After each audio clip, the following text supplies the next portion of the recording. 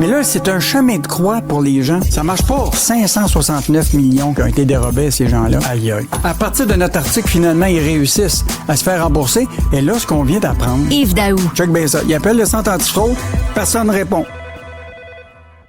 C'est le moment de la chronique économique avec le directeur de la section argent au Journal de Montréal, Yves Daou. Bonjour Yves. Salut Francis. En studio, merci d'être là. Ben oui. Toujours un plaisir. Ça va pas super bien sur les marchés boursiers américains aujourd'hui? Non. Et puis c'était une grande surprise parce qu'aujourd'hui, il y a deux nouvelles. Ben, en fait, la grosse nouvelle, c'est la Réserve fédérale qui a annoncé clairement qu'il baissait pour la troisième fois consécutive les taux. Donc, ça a baissé de 25 points de base, la ramenant à une fourchette à peu près de 4,25, 4,50. Sauf que là, ils ont dit qu'il ne fallait pas s'attendre à d'autres baisses parce qu'ils ne sont pas capables de juguler l'inflation aux États-Unis. Ouais. Écoute, ils visaient toujours, comme le Canada, le 2 mais là, depuis quelques mois, là, c'est toujours en hausse.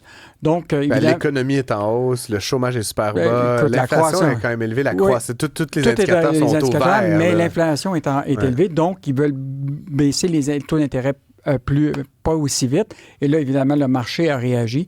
Écoute, tu as des baisses de plus que 2 au Nasdaq, presque 3 SP. Là, ouais, écoute, fou. Ce qui est intéressant de voir, c'est que c'est la 10e session consécutive en bourse là, qui est en chute. Ça ne s'est pas passé depuis 1974, 10 sessions comme ça. Donc, il y a quand même un indicateur clair là, que... il faut quand même rappeler, Francis, là, que la bourse là, a quand même fait, là, depuis le début de l'année, là, 25 24, oui, j'allais Écoute, historiquement, là, c'est la plus grosse croissance depuis 1957, ce 25 %-là. Sur une année. Sur une année. Et là, ce qui est intéressant de voir, c'est qu'on se rapporte à... Tu te rappelles évidemment du dot-com, là? Oui. Dans ces années-là, là, en 1998, tu avais ces niveaux-là d'augmentation de 25 puis 33 %. Sauf que ça n'a pas duré longtemps, le dot-com, tu sais comment ça avait chuté. Oui. Mais la volatilité à ce moment-là puis la croissance était pas mal différente. Le dot-com, là, tu avais des compagnies qui n'avaient aucun revenu. C'est ça. Puis il y avait des estimations énormes. Rappelle-toi de Pets.com. Oui. Écoute, il avait élevé là, des millions de dollars, puis 9 mois plus tard, il faisait faillite. Donc, il y a quand même... C'est plus solide, en tout cas, pour ce qui est de ce qu'on appelle les Major 7, là, les 7. Magnificent 7, puis NVIDIA, évidemment, qui a drivé tout ça parce à la hausse. Eux autres, ils ont vraiment des revenus. Ils ont des vrais revenus, c'est ça. Ils ont des revenus, ils ont des profits, puis l'investissement qui est fait dans l'intelligence artificielle, on parle de plus de 300 milliards qui sont investis. Donc, la différence entre ce qui s'était passé pour le dot-com en termes de croissance puis qu'est-ce qu'on voit aujourd'hui, c'est pas mal différent. Mais il y a demain pas moins que la petite correction qu'on a aujourd'hui, ceux qui ont fait 25 n'auront pas à se plaindre. Non, du moins 3 en fin d'année. On espère juste que ça ne va pas se poursuivre là, sur plusieurs jours. Là. Des fois, tu sais, les mouvements de panique comme ça peut s'emballer. Puis j'imagine que M. Trump, je n'ai pas vu s'il avait réagi, mais... Non, lui, il réagit normalement dans la nuit. à 3 heures du matin pour écorcher le Canada. Il faut qu'il décante. Là. ça y prend du temps à y penser. Mais c'est sûr qu'il va peut-être blâmer le Canada pour la chute de la bourse américaine. C'est la faute à Justin Trudeau. C'est la faute à Justin. Tout est de la faute à Justin. On a comme hâte qu'il se trouve un autre souffle-douleur quand même. Là. Peut-être que ça va lui venir à un moment donné. Mais ça pour dire qu'il va quand même trouver ça un peu moyen là, avant même d'avoir pris le pouvoir, là, que la bourse commence. Peut-être que c'est la faute à Joe Biden aussi, finalement. C'est jamais la faute à Donald Trump. Non. Mais lui est quand même celui qui a quand même fait lever la bourse depuis qu'il est arrivé. Là. Oui, on s'entend qu'il a accéléré le processus d'augmentation de la bourse. Dont Tesla, là, puis Elon Musk, on connaît l'histoire, mais qui a comme explosé complètement en bourse. Les crypto-monnaies. Bref, on voulait ramener peut-être plus proche de la maison, Yves, Lyon, qui ne finit pas de ne pas finir. Écoute, cette saga-là, là, elle va avoir duré plus qu'un an. Là. Donc là, c'est officiel. Ils se sont mis sur la loi sur les arrangements avec les créanciers des compagnies. Donc, la LAC. Oui, donc évidemment, ils ne font pas faillite, mais ils se protègent contre les créanciers.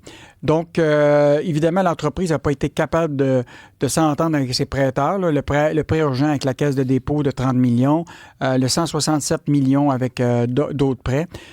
Donc, écoute, de l'argent public là-dedans, on en a pour 200 millions. Ils ont des dettes à peu près de 700 millions. Ce qui est intéressant quand même, Francis, c'est que le gouvernement, on les a appelés, et aujourd'hui, ils croient encore à la possibilité d'un repreneur, ce qui fera en sorte que le gouvernement du Québec pourrait peut-être en mettre encore de l'argent. Tu sais, quand tu entends le gouvernement qui dit « Ah, il y a un repreneur possible », bien, le repreneur, là, lui, quand il appelle, il dit « Moi, je suis prêt à le faire, mais si vous mettez beaucoup d'argent. » Donc, en économie, on appelle ça les coûts irrécupérables, là, sunk cost en anglais. À un moment donné, c'est pas parce que tu en as mis beaucoup dans le passé qu'il faut que tu continues à en mettre. Mais des fois, le gouvernement a comme cet mais au Québec, on a attachement, compris que normalement, les entreprises savent que le gouvernement est prêt à prendre les risques que l'entreprise n'est pas prête à faire. C'est ça. Et donc, on verra ce qui va se passer. Mais l'autre affaire qui est quand même intéressante, Francis, c'est que les transporteurs scolaires, la Fédération est sortie aujourd'hui, après l'annonce, et en disant que, écoute, ils se retrouvent dans le trouble. Il y a 1300 autobus en circulation présentement.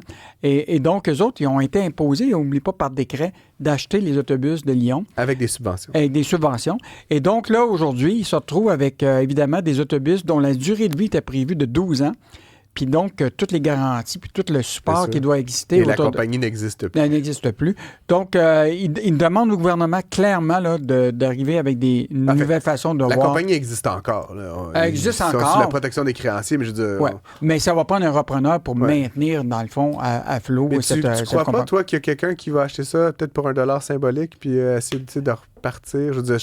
Je pense à des grandes compagnies d'autobus américaines, là, des Bluebird, là, pour qui peut-être Bluebird, 200 millions de dollars, c'est comme... c'est probablement, surtout que le dollar canadien est rendu à 70 sous. Là. Non, évidemment, c'est peut-être un joueur potentiel qui pourrait reprendre ça, compte tenu qu'il y a quand même une exclusivité au Québec.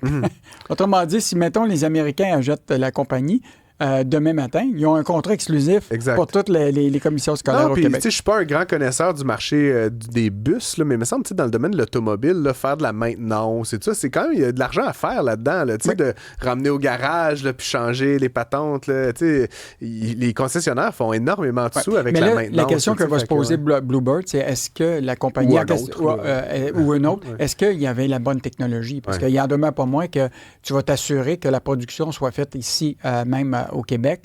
Ça me surprendrait que, mettons, que la production est faite aux États-Unis puis c'est envoyé ici au Québec. Peut-être que ça serait mal vu pour le gouvernement du Québec de subventionner une entreprise qu'on a perdu 200 millions et dans laquelle on va vendre des actifs. Donc, et l'autre affaire qui est sortie, c'est quand même la nouvelle de ce matin de Sylvain Larocque.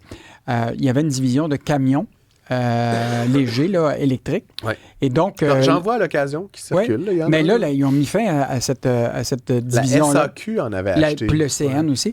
Mais là, ce qu'on a appris, c'est qu'ils ont triché un peu. C'est qu'ils ont bénéficié 2 fois de généreuses subventions sur le même véhicule. Donc, et ça, c'est interdit selon les règles du ministère.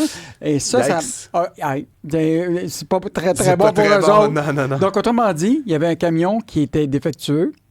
Il avait déjà donné la subvention de 100 000 de chacun d'Ottawa. Il le reprenait, puis il redonnait à l'entreprise un nouveau camion. Et là, il prenait la subvention encore. Et donc, clairement, le ministère a vraiment dit que les règles, là, c'était très clair. Un constructeur décide de remplacer un véhicule déficient. Le nouveau véhicule ne pourra pas recevoir une aide financière puisqu'il s'agit d'un véhicule de remplacement et pas supplémentaire. Donc, c'est une saga qui va avoir duré 1 an. Et juste te rappeler quand même que, l'action a baissé de 97 %. Il y a eu des années où c'était même à 14 $ l'action. Et là, ça vaut presque rien, 25 sous. Et ce qui est intéressant, c'est qu'il y a eu une époque où le PDG avait décidé, lui, de vendre à 14,25 pour plusieurs millions de dollars. Fait que lui, il est sain et sauf. Il est sain et sauf. Non, il est quand même actionnaire encore, donc évidemment, il mais va l'argent qu'il a déjà vendu, c'est clair. La maison est payée, là, si je comprends bien. Oui, très, très bien. Donc, une saga qui se termine mal, mais... Puis je fais un petit pari avec toi, ce n'est pas terminé. On va en reparler de Lion électrique. Surtout quand le ministre Fréchette dit déjà qu'on est encore dans le décor. On va refaire un autre gros chèque. Yves Daou, merci encore une fois. À demain. À demain.